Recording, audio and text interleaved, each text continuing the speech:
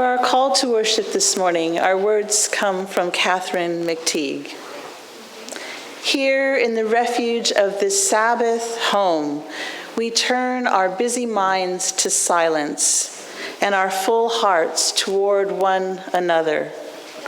We move together through the mysteries, the bright surprise of birth and the shadowed questions of death.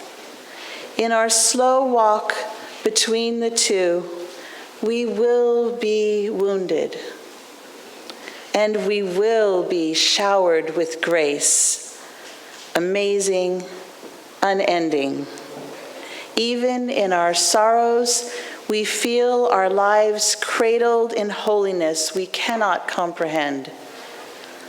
And though we each walk within a vast loneliness, the promise we offer here is that we do not walk alone. This is a holy place in which we gather, the light of the earth brought in and held, touched then by our answering light, the flame of our chalice, the lamps of our open faces brought near. In this place of silence and celebration, solemnity and music, we make a sanctuary and name our home.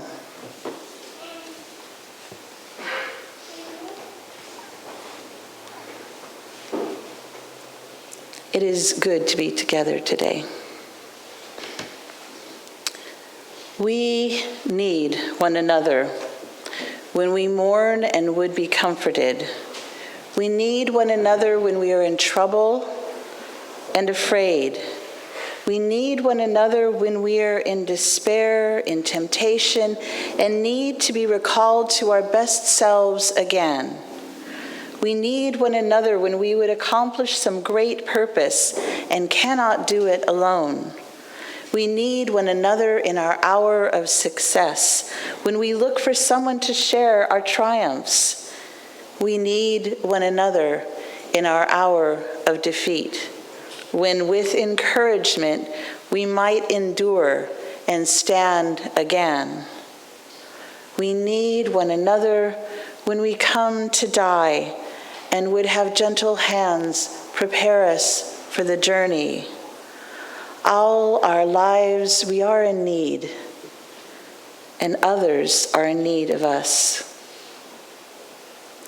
Those words were written by George Odell, and for me that reading speaks to the heart of what it means to be in community, that we as human beings are not isolated, but rather communal creatures who thrive best in community. Connecting with one another is good for our health and happiness.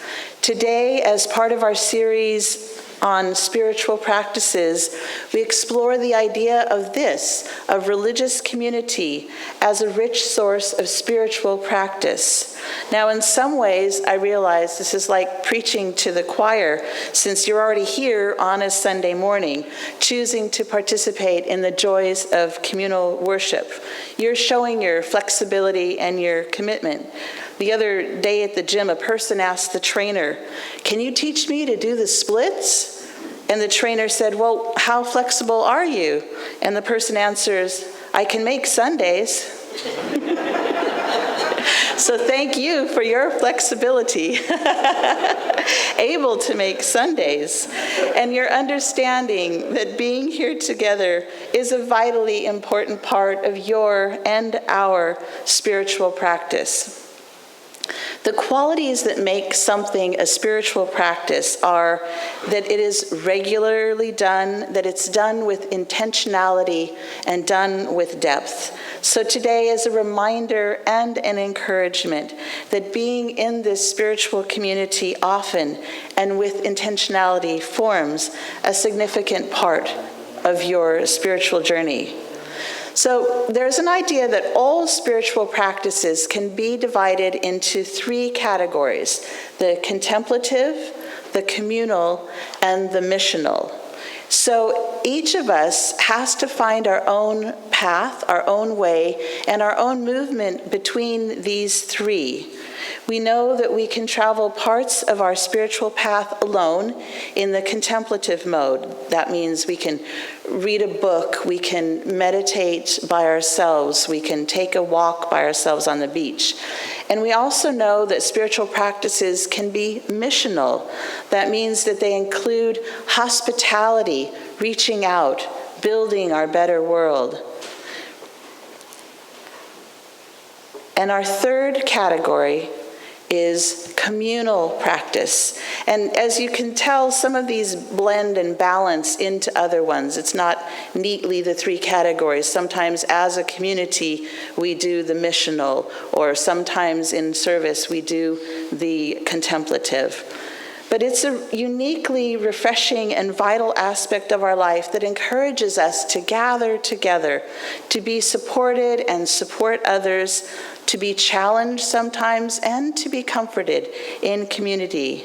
There's a relief when we gather together, sort of an exhale, a surrendering of yourself, so that if only for a brief time, you're part of the creation of something larger, the creation of this congregation of souls.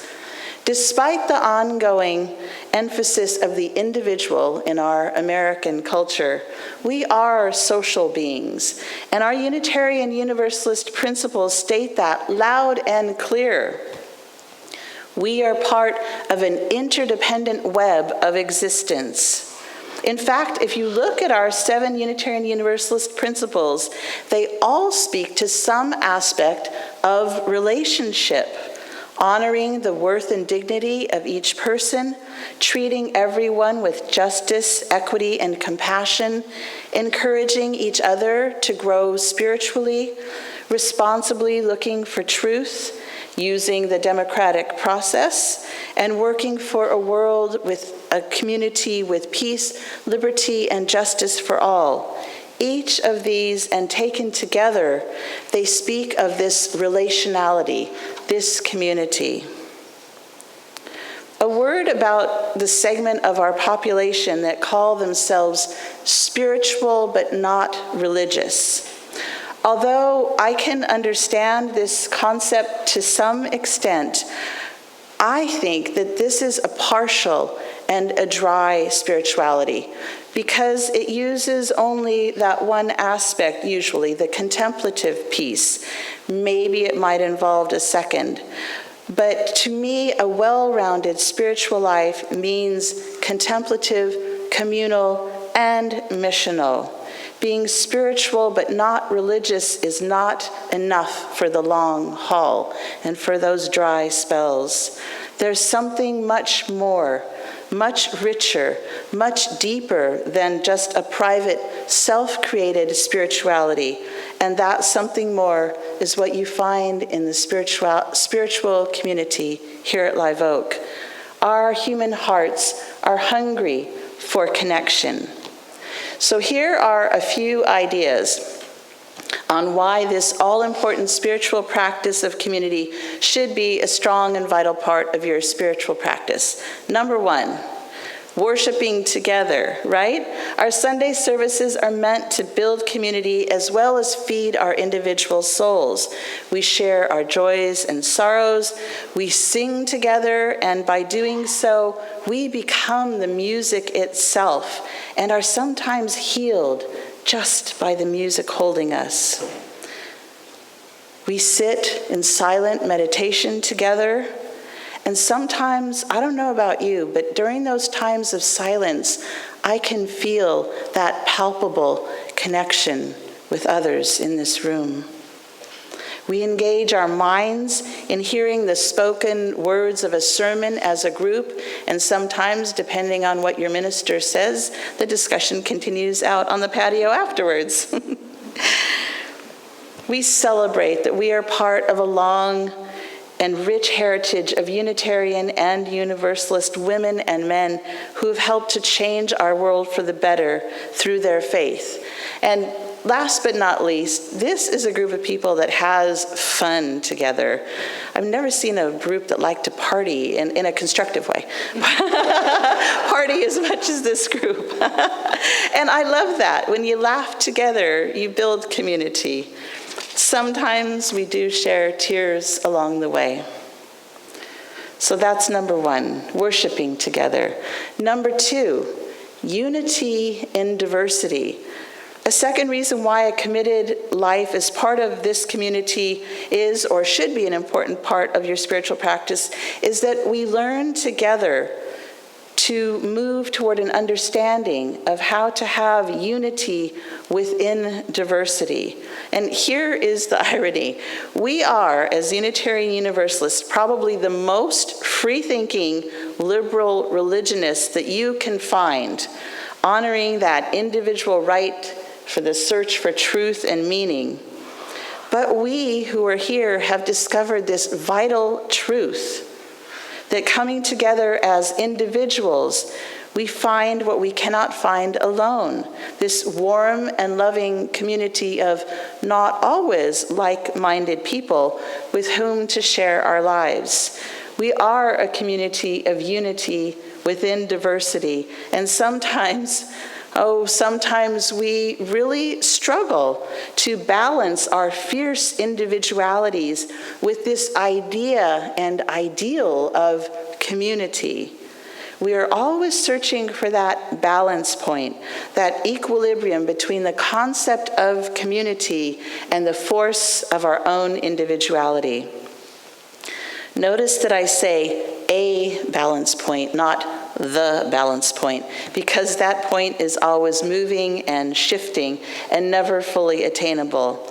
And as we seek this balance time and time again, we remember that love is the heart of our covenant as we walk together. We don't just stand on the side of love when we're in the public square. We stand on the side of love here at Live Oak with each other, and then we carry that love out into our lives. Because love is the covenant and the heart of this congregation. And it seems that if love is the core, then maybe it's not so important or even desirable for us to be like-minded, but rather for us to seek to be like-hearted. It's in that like-heartedness that we find our unity in diversity. And so we come together to be able to share deeply with one another, for this is how we build community. We share stories of our lives with honesty, maybe talking about our brokenness and our struggles, as well as stories of our joy and flourishing.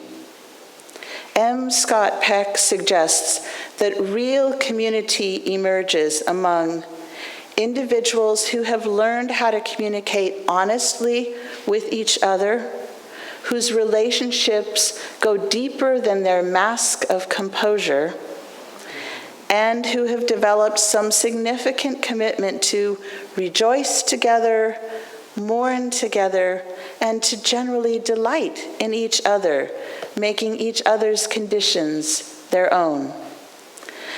Just like those individual cans of paint this morning, if you were here to see our opening slide, the individual cans of paint, as a community, we retain parts of our individuality, but then we blend together to make a beautiful painting like the one that's currently on the screen.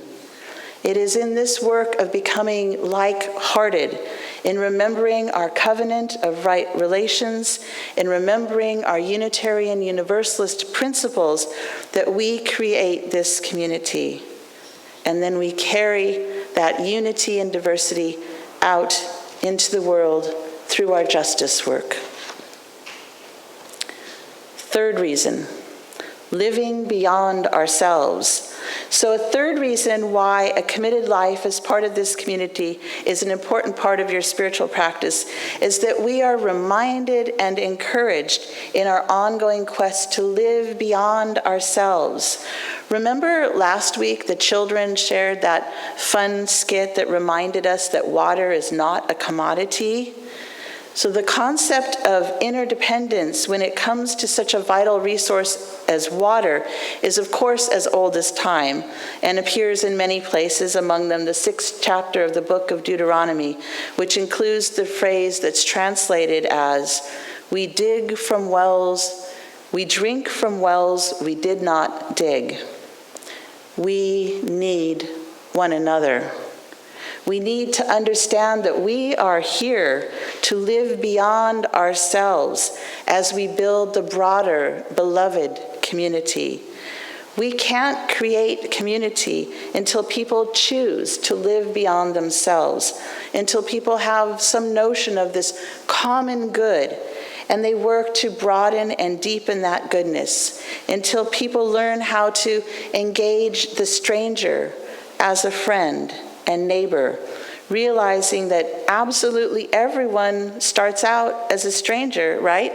Until people invite others to live beyond themselves. We drink from wells we did not dig because others lived beyond themselves. There's a great story that illustrates this. Travelers across a long and seldom used trail in the Amargosa Desert would pass an old pump that offered the only hope of fresh drinking water along their journey, and wired to the pump handle was a baking powder can, and inside the can was a handwritten note that said, "This pump is all right as of June. I put a new sucker washer into it, and it ought to last for 5 years. But the washer dries out, and the pump has got to be primed. Under the white rock, I buried a bottle of water out of the sun, cork side up. There's enough water in it to prime the pump, but not if you drink some first. Pour about 1/4 and let her soak to wet the leather. Then pour in the rest medium fast and pump like crazy. You'll get water. The well has never run dry. Have faith. When you get watered up, fill the water bottle and put it back like you found it for the next feller." Signed, Desert Pete. P.S. Don't go drinking up the water first. Pump the prime with it, and you'll get all you can hold. Isn't that a great story of living beyond yourself? Have faith. The well will never run dry if we are living beyond ourselves. Our community nourishes us and gives us the opportunity to remember with gratitude those who've come before us and to aid those needing our help in our midst right now, and to live for those who are yet to come. And finally, for this sermon, but not the final reason, I could go on forever of reasons why this community is important, but for the sermon, this will be the last point, is that as part of this congregation, you are part of a circle of love that envelops you in times of joy and in times of grief. You have friends on the journey. Each of us carries the story of our own life as we go. And here in community, we become part of each other's story. It's said that religion is our human response to the dual reality of being alive and knowing that we will die. Our faith, our Unitarian Universalist faith, is truly a faith for all seasons of our lives. We, all of us, theists, atheists, humanists, we all live and walk in the mystery of life, no matter how we name it or understand it. As the humanist Dag Hammarskjöld said, God does not die on the day we cease to believe in a personal deity, but we die on the day when our lives cease to be illuminated by the steady radiance, renewed daily, of a wonder, the source of which is beyond all reason. Now, of course, my atheist soul says, maybe beyond all reason, but you get the gist. Life is a mystery, And it is in spiritual community and in connection with others that we reach out in this community and discover those inner resources that we may not even know that we have, share our experiences with others, and navigate that often twisted path of life. We all need friends on the journey. The great poet Carl Sandburg became a committed member of the Unitarian Church of Asheville, North Carolina, and this is what he said about his decision. He said, "You can't go tramping around from parish to parish and build anything up. Who would want to go on a picnic all the time and eat out of other people's baskets? You've got to feel the importance of your own individual participation in the life of your spiritual community." And so this is an invitation to you all. If you're already a member of this amazing community, rejoice in your commitment and be ever grateful. And if you're searching, we welcome you with open arms. Our Unitarian Universalist faith affirms that life is sacred and worth living, and that there are resources deep within that will carry us through when we come together in community. Friends for the journey, living beyond ourselves, unity and diversity, worshiping together, a caring community to hold us. I am because we are. We are because, and therefore, I am. Amen, and blessed be. Standing and join hands for our benediction.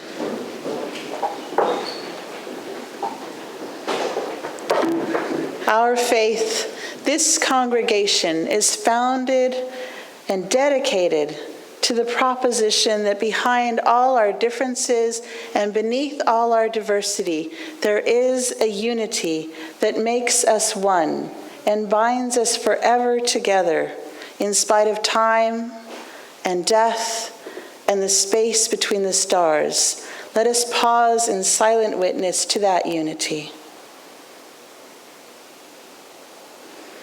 And may the blessings of love be upon you. May love's peace abide with you. And may love's presence illuminate your heart now and forevermore. So be it. And now, as we extinguish our communal chalice, now is when our service truly begins.